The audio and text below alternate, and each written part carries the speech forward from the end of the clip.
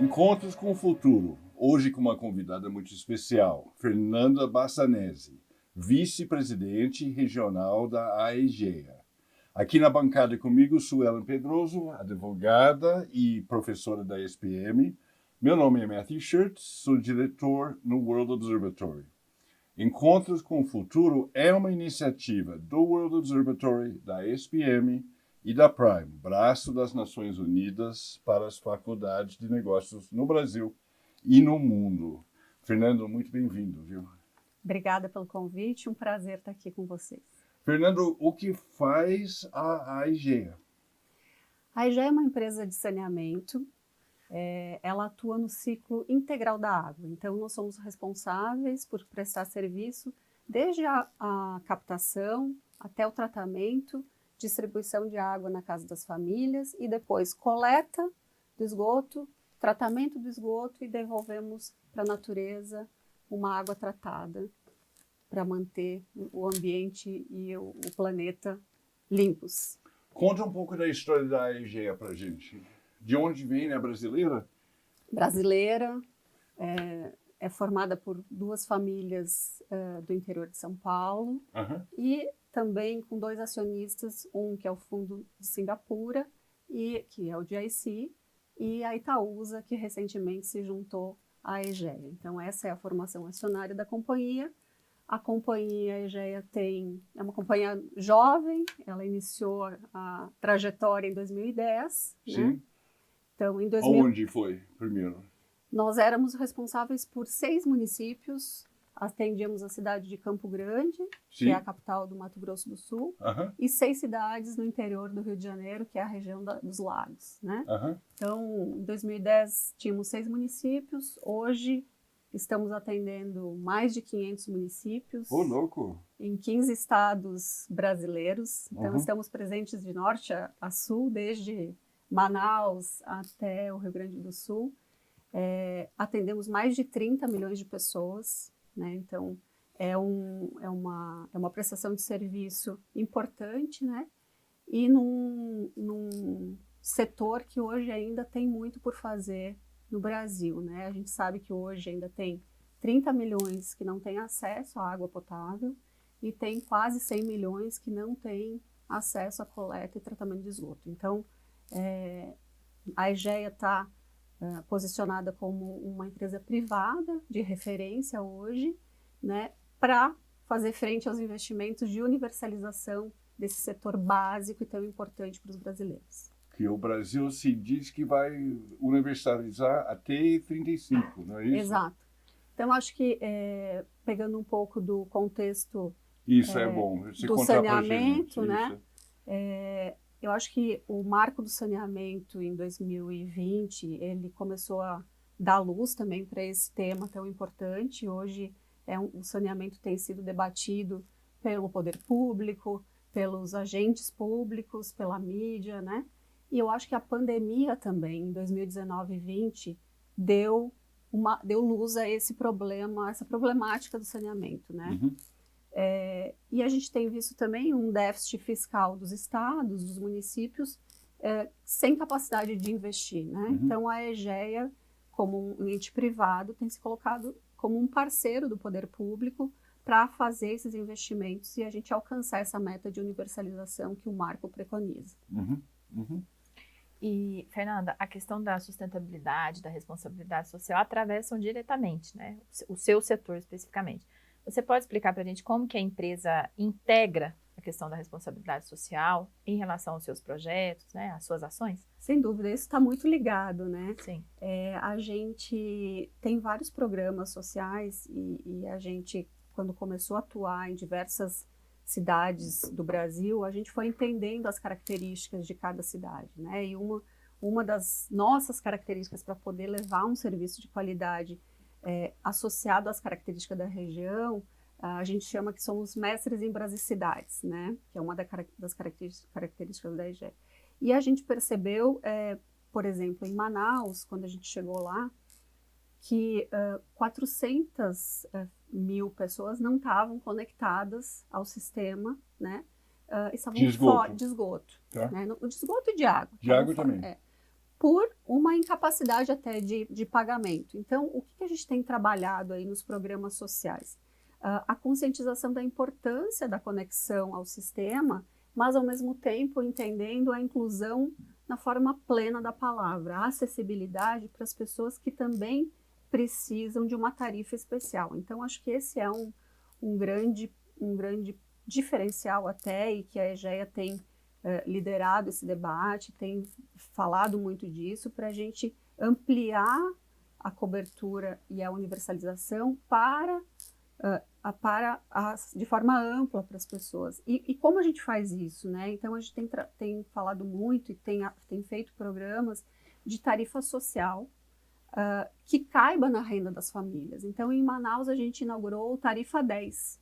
Então, para quem tem rendas menores e que se enquadra no Bolsa Família, enfim, tem umas regras, Sim. paga R$10.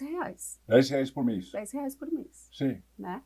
Isso a gente tem visto que o próprio BNDES, quando tem modelado os novos projetos, né, os novos modeladores estão com esse olhar também. Então, isso também já tem vindo nas próprias modelagens, um olhar qualificado para inclusão plena das pessoas. Fora isso, a gente tem... Isso funciona para vocês em termos de negócio? Super. Você pode... Quem banca a expansão da rede? Quem banca a expansão da rede é o privado. Então, quando a gente ganha uma concessão, a gente tem a meta, né, de universalizar, levar a disponibilidade da rede e da infraestrutura, né, com estação de tratamento de água, estação de tratamento de esgoto, né?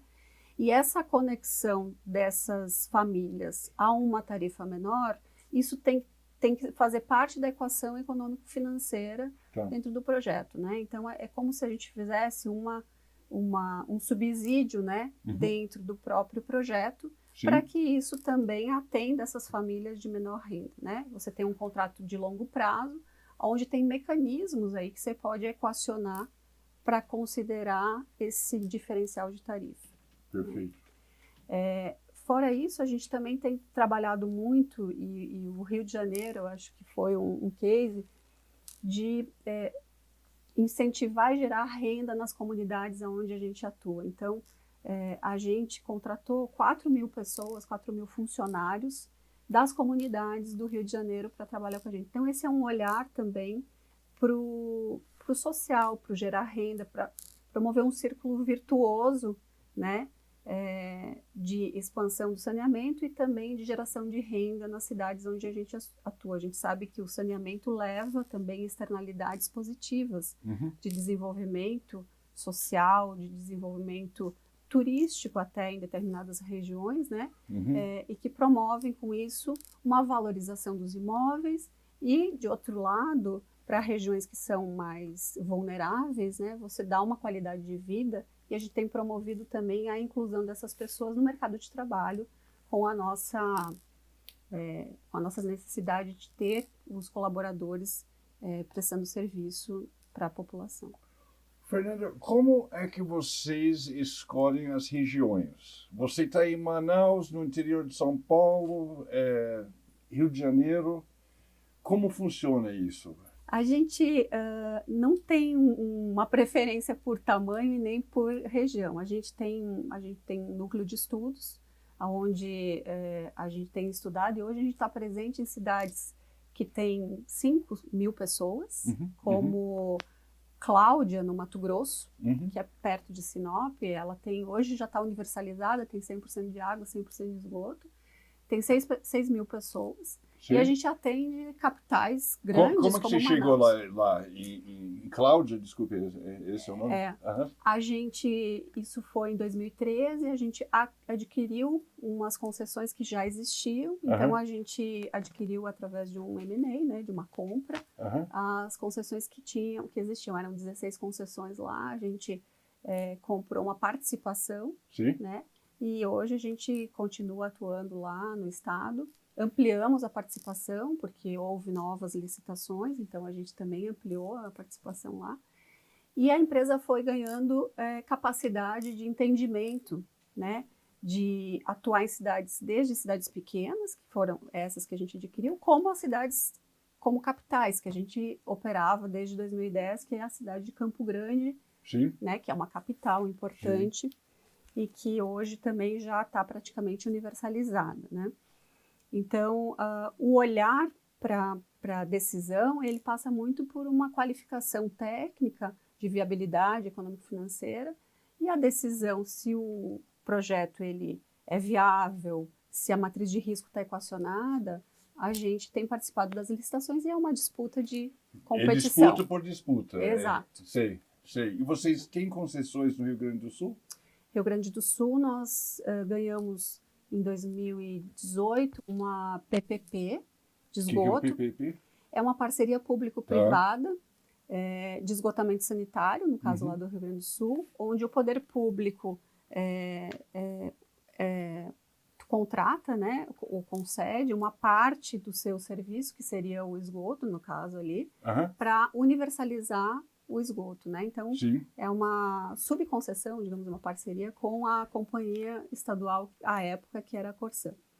E agora, recentemente, a gente ganhou, né, a privatização da Corsan lá. Então, hoje a gente opera também grande parte dos municípios do estado no Rio Grande do Sul. E sofreu com a inundação que teve agora? Tivemos impacto, mas a equipe, né, isso também é um pouco do modo, né, a gente tem nosso modelo operacional, a EGEA, de como a gente atende, né, aos municípios. Então, o Rio Grande do Sul sofreu muito, né, como todo mundo acompanhou, mas o time da EGEA suportou muito a equipe que estava lá e a gente recuperou em tempo recorde, diante de toda a crise que estava acontecendo, o restabelecimento do fornecimento de água, né, para cidades que foram atingidas pelas cheias. Então, foi um esforço grande da companhia toda, a gente deslocou pessoas de outras cidades, conhecimento, know-how,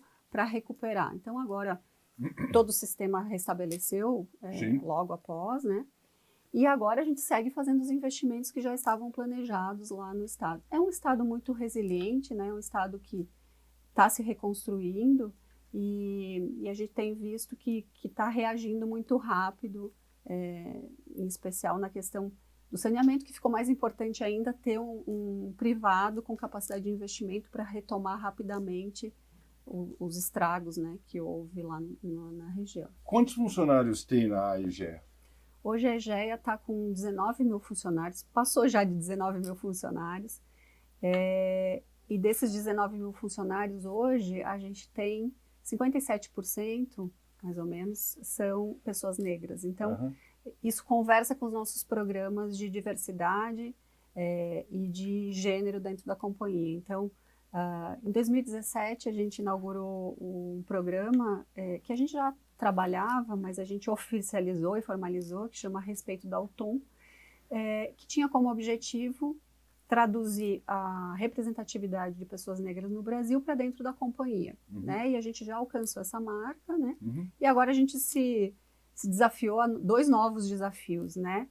Para além de ter a mesma representatividade, a gente também promover a liderança feminina na companhia, né? Então a gente tem uma meta pública, inclusive, de até 2030 ampliar de 32% de lideranças femininas que a gente tem para 45% e de 17% de pessoas negras na liderança da companhia para 27% na liderança da companhia, né? Então, acho que esse é um propósito que a companhia se deu, né, um desafio, e a gente tem atuado com alguns programas para atingimento dessas metas que a gente se comprometeu, né? Então, hoje a gente tem um programa de trainees que desenvolve jovens talentos dentro da companhia e que anualmente, a cada 2 anos, a gente tem uma turma de 40, 45 novos trainees na companhia. Hoje a gente já tem... Aonde ficam? O programa é bem bacana porque eles não ficam concentrados num lugar só e a ideia é essa, né? Como a gente está atuando geograficamente em várias localidades, a ideia é que eles tenham mobilidade, que eles entendam um pouco das características que são diferentes em cada região. Então, a gente faz um onboard aqui em São Paulo e depois Cada um deles é alocado em alguma das nossas unidades, né, das nossas operações espalhadas pelo Brasil, né? Hoje a gente tem gente em Mato Grosso, temos gente no Rio, e a turma está formando agora em setembro, né? Então são 44 que vão formar agora. Desses 44 já a representatividade feminina já está mais do que 50%, então a gente vê que as turmas novas que estão chegando aí e com o olhar nosso também já tem um equilíbrio maior, né? Um equilíbrio, e até a última turma tinha 65% mulheres versus homens, né? E também uma representatividade de pessoas negras. Então a gente tem promovido isso através dos nossos programas de trainees e também programas de mentoria dentro da companhia para acelerar as carreiras das mulheres, carreiras de pessoas negras, para que rapidamente cheguem a posições de liderança na companhia. Você falou que o passo seguinte foi colocar a meta para a questão de liderança, né, de representatividade. Como que você acha, você já é a liderança feminina, né? Como que você acha que fazer essa alteração também nas lideranças impacta nas resoluções dos problemas? Principalmente porque é um setor muito caro, né? A questão da responsabilidade social, caro no sentido de importância, né? Sim. Eu acho que tá tudo interligado, né? Hoje, quando a gente olha para o universo até dos nossos clientes, a gente vê que a maioria das pessoas responsáveis até vou falar assim, pela conta de água, quem está em casa, na família, e que é responsável por entender se tem falta de água, se tem o esgoto coletado, é a mulher, né? Então, tem um olhar também associado a essa realidade que a gente tem hoje, né? Para além disso, dentro da companhia, para atender aos desafios que a gente tem, né, nosso modelo operacional, de atender todos os requisitos da prestação de serviço, né, do cliente, acho que a multidisciplinariedade de pessoas de diferentes áreas e também de diferentes, né, homens, mulheres, pessoas, isso tudo contribui para a gente ter as melhores soluções, né, direcionadas para o que a gente quer, né? Qual que é o objetivo? A universalização do saneamento no Brasil, né? Então, acho que isso tem funcionado.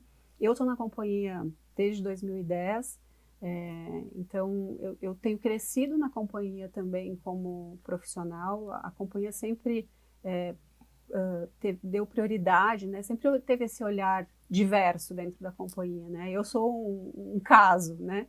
Comecei na área de planejamento, depois passei para a área de novos negócios, fui para uma área de gestão, agora estou responsável por as unidades aqui de São Paulo e do Espírito Santo, né? Então isso também mostra, e é uma referência, né? Acabo sendo uma referência e tenho uma responsabilidade com os meus colegas que estão entrando e com as minhas colegas, né? De demonstrar como a companhia atua, né? E de ser uma referência, né? Para quem quer crescer na companhia, quem tem esse olhar. Se eu quiser trabalhar na área de saneamento, qual deveria ser minha formação? Olha, é bem diverso, viu? Dentro da companhia tem espaço aberto. Nas últimas turmas de trainee, a gente tem engenheiro civil, tem advogado, tem administrador de empresa, tem economista. Então, é muito amplo, né? Sim.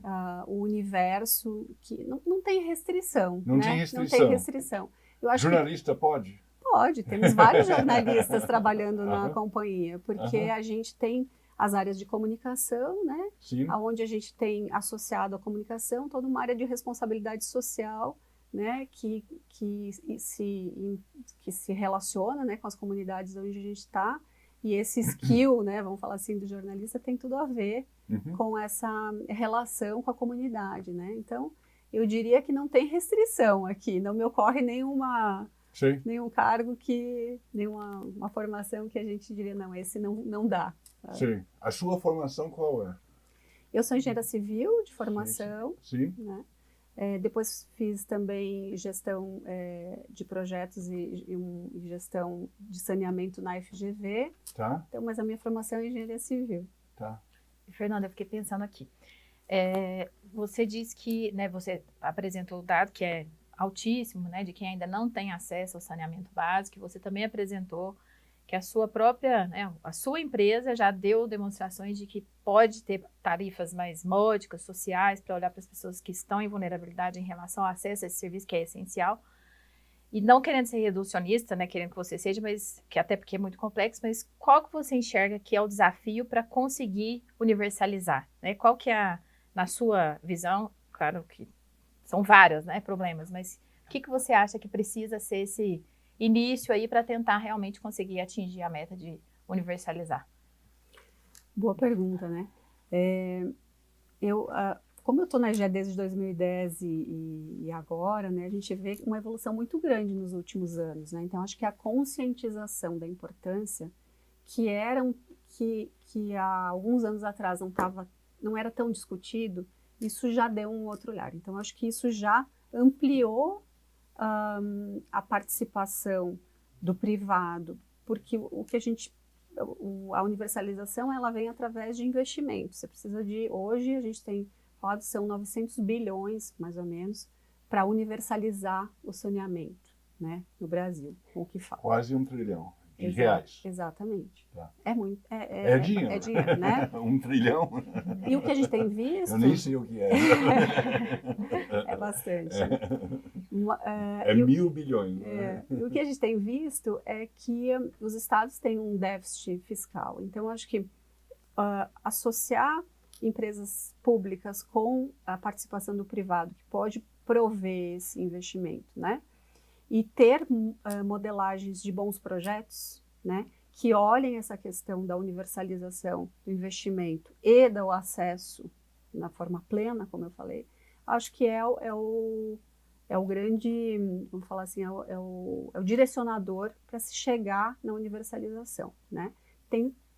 Eu acho que os gestores públicos têm olhado para isso de forma tem discutido isso. A gente vê isso nos debates públicos, que a gente não via há alguns anos atrás, né? Então, isso me dá uma esperança de que a gente está caminhando, sim, e a gente tem evoluído, não a passos tão largos como a gente gostaria, mas acho que a gente consegue perceber uma evolução dos últimos 14 anos para esses últimos 5 anos na direção da universalização. O que a gente tem que fazer é continuar insistindo. Acho que tem um papel da mídia, tem um papel nosso como hoje empresa líder no saneamento de promover isso, dos gestores públicos, para que isso realmente aconteça. E a própria população já está entendendo que isso é importante e está falando disso, né? Então... Fernanda, muito obrigado por ter vindo aqui.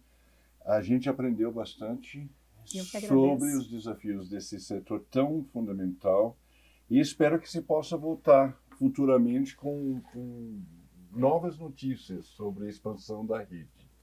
É um prazer estar aqui. Obrigada pelo convite.